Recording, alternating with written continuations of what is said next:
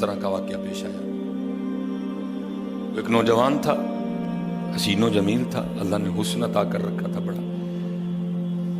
اس نے جب بھی نماز پڑھنے کے لیے آنا نا تو راستے میں ایک عورت تھی، اس کی نظر پڑتی. تو یہ کہا گیا ہے کہ جو نظر ہے یہ شیطان کے تیروں میں سے ایک تیر ہے. اسی لیے تو حضرت جی نظریں جھکا کے چلنے کا حکم دیا گیا ہے، کیونکہ جو نظر ہے یہ شیطان کے تیروں میں سے ایک تیر ہے. حضرت جی پڑھ تو یہ ایک دفعہ جاتی ہے، لیکن کتنی دنوں تک حضرت اس نظر کا جو اثر ہے وہ دل سے نہیں جاتا. اپنی نظریں بڑی سنبھالو، اپنی نظریں بڑی سنبھالو. اس کی تو نظریں پاک تھیں، لیکن راستے میں ایک عورت تھی، اس کی پاک نہیں تھی. اس نے آتے جاتے جاتے آتے آتے جاتے اس کو دیکھنا، شیطان نے اپنا کام کرنا شروع کر دیا. اس نے ایک دن کیا کیا، اس نے اپنی خادمہ سے نا اپنی خواہش کا اظہار کیا، میرا دل کرتا ہے کہ اس نوجوان سے نا تنہائی ملے. لیکن ملے تو ملے کس طرح؟ جو خادمہ تھی ذرا پکی عمر کی تھی، اس نے کہا یہ تو کوئی مشکل کام نہیں ہے، آج ہی رات کو بات بنا دیتی. وہ جب عشاء پڑھ کے وہ نوجوان مسجد سے نکلا نا، وہ خادمہ راستے میں کھڑی ہو گئی. اس کو روک لیا، اس کو 2-3 احادیث سنائی، 2-3 آیات مبارکہ سنائی کسی کے کام آنے کے حوالے سے. ہمارے گھر میں مرد کوئی نہیں ہے، کچھ وزنی سا سامان اٹھانا ہے، اگر آپ اٹھا دیں تو بڑی نوازش ہوگی، اللہ راضی ہوگا، اللہ کے رسول راضی ہوگا، کہ کوئی مسئلہ نہیں. اسی طرح ہوا حضرت. وہ گھر لے گئی، پچھلے کمرے میں لے گئی. وہ جیسے کمرے میں داخل ہوئے، وہ عورت پہلے موجود تھی. اس نے جناب اندر سے چٹکنی لگا لی اور اس کے سامنے اپنی خواہش کا اظہار کیا. جیسے میں نے کہا نا بڑا مشکل موقع ہوتا ہے، لیکن وہ نوجوان ہماری طرح کا نوجوان نہیں تھا، وہ قرآن والا نوجوان تھا. اس کا تعلق قرآن سے مضبوط تھا. اس کو یہی آیت یاد آئی، وَلِمَنْ خَافَ مَقَامَ رَبِّهِ جَنَّتَانِ. جو اپنے رب کے حضور کھڑا ہونے سے ڈر گیا، موقع بھی تھا، طاقت بھی تھی، عمر بھی تھی، خواہش بھی تھی، پھر بھی ڈر گیا. نہیں نہیں نہیں، میرا اللہ دیکھ رہا ہے، میں کل اپنے اللہ کے حضور کون سا منہ لے کے جاؤں گا، کس طرح اللہ اور اللہ کے رسول کی بارگاہ میں کل جاؤں گا. سارا کچھ کر سکتا تھا، کوئی تیسرا نہیں تھا، لیکن کیا نہیں، میرا اللہ دیکھ رہا ہے. وہ ایسا خوف طاری ہوا، ایسا خوف الہی طاری ہوا، غش کھا کے گر گئے نیچے. اور ڈر گئی. آگے بڑھ کے کسی نے نبض نہیں دیکھی کہ زندہ ہے کہ شہید ہو گئے. انہوں نے سمجھا کہ شاید مر گئے. اس نے دروازہ کھٹکھٹایا، باہر سے اس نے خادمہ نے دروازہ کھولا. اس نے کہا یہ تو مر گیا. اس نے کہا یہ بھی کوئی مشکل بات نہیں بھائی، نام تو اس پہ لگے گا نا جس کے گھر سے لاش برآمد ہوگی. تم ٹانگیں پکڑو، میں ہاتھ پکڑتی ہوں. انہوں نے تھوڑا سا محنت مشقت کر کے نا اٹھا کے جو باہر کوڑا پھینکنے کی جگہ تھی نا، اس نوجوان کو پھینک دیا. اب رات پڑ گئی، بیٹا گھر نہیں آ رہا، باپ پریشان تھا. جب کافی وقت گزرا نا تو والد صاحب بیٹے کی تلاش میں نکلے. تو راستے میں کیا دیکھتے ہیں کہ وہ جو کوڑا کرکٹ پھینکنے کی جگہ ہے وہاں بیٹا پڑا ہوا ہے. بیٹے کو اٹھایا، گھر لے آئے، منہ پہ پانی کے چھینٹے مارے. بیٹے کو ہوش آئی. باپ نے پوچھا پتر کیا ہوا؟ وہ بیٹے نے پھر سنانا شروع کیا. جب پھر وہاں پہنچا نا، اس عورت نے مجھے دعوت زنا دی. تو پہلے تو خوف الہی کی وجہ سے بے ہوش ہوا تھا، اس بار اتنا خوف الہی نے غلبہ کیا کہ واقعی روح پرواز کر گئی ہے. والد نے راتوں رات جنازہ کروا دیا. صبح والد صاحب فجر کی نماز کی جماعت میں شریک نہیں ہو سکے. جب نماز سے فارغ ہوئے نا تو امیر المومنین حضرت سیدنا عمر بن خطاب رضی اللہ تعالیٰ نے پوچھا بھائی وہ آج ہمارا فلاں مقتدی کیوں نہیں آیا؟ لوگوں نے ساری بات سنائی.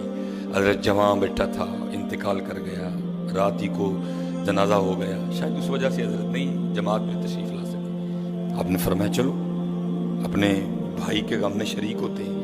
حضرت سیدنا عمر فاروق رضی اللہ تعالیٰ عنہ آئے، باتیں ہوتی رہیں. آپ نے بیٹے کے انتقال کی وجہ پوچھی، بیٹے نے ساری بات سنائی.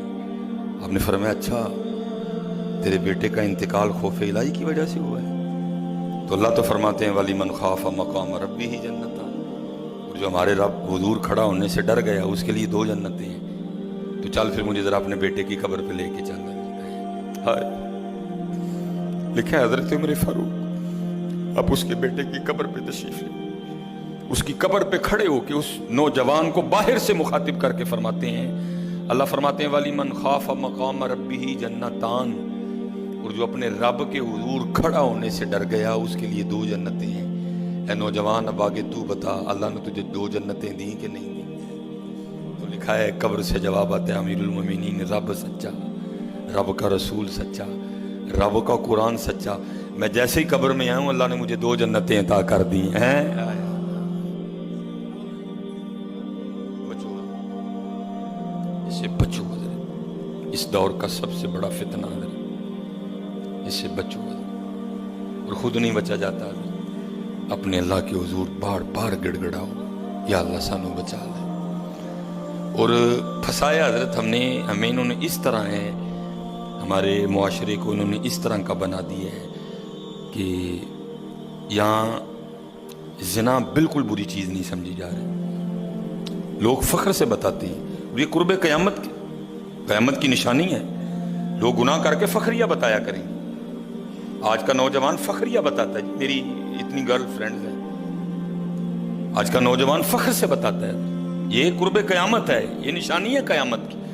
لوگ گناہ کر کے ڈریں گے نہیں، بلکہ فخریہ بتایا کریں گے، ہاں جی میں یہ گناہ کر رہا ہوں اور اتنی جگہ کر رہا ہوں میں یہ گناہ۔ لیکن کیا ہوگا، نیکی مشکل ہو جائے۔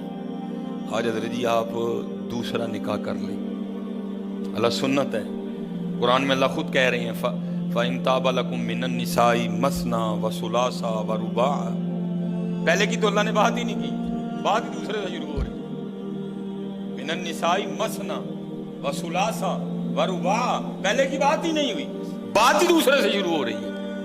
جتنی مرضی گرل فرینڈ رکھ لیں، آپ کو کوئی برا نہیں سمجھے گا، بلکہ لوگ آپ کے جانے کے بعد بڑا خوش ہو گئے کہ یار بڑا رنگین مزاج آدمی ہے۔ لیکن حضرت آپ دوسرا نکاح کر لیں، اسی وقت آپ لوگوں کے کاغذوں میں 2 نمبر ہو جائیں گے، پیکے بھی ناراض، سونے بھی ناراض، پرا بھی ناراض، سالہ بھی ناراض، ہیں جی، چھوٹا بھی ناراض، بڑا بھی ناراض۔ یہ کیا ہے؟ یہ قرب قیامت ہے۔